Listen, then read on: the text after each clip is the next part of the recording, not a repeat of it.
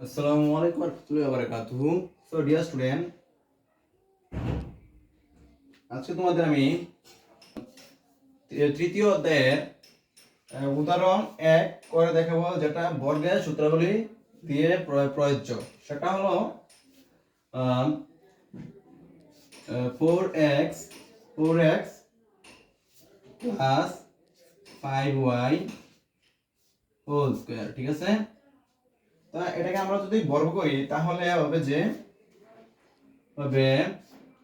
4x square plus 2 into 4x plus 5x into 5x plus 5y whole square. ঠিক আছে, এখন যদি আমরা এটা ক্যালকুলেশন করি তাহলে কি হবে, 4 4 16 x স্কয়ার হবে। তো প্লাস দেওয়ার পরে আমরা দেখো 4 5 20, 20 দুগুণে 40 is equal to সরি এখানে y হবে 40 xy, ওর পরে প্লাস দেব, প্লাস 5 5 25। ঠিক আছে, 25y স্কয়ার, 25y স্কয়ার। এটাকে আর ভাঙা যাবে না। তো এটাই আমাদের উদাহরণ 1 এর উত্তরটা। তারপরে আমরা উদাহরণ 2 যেটা আছে ওইটার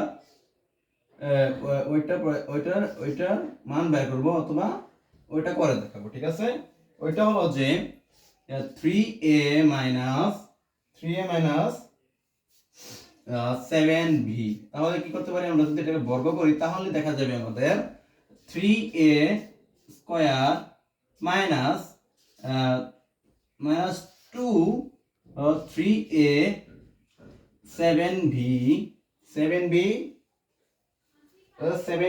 প্লাস 7b হোল স্কয়ার। ঠিক আছে, এটার উত্তর এখন বের হয়ে যাবে। দেখো 3 3 9 9, তারপর a square 9 square plus minus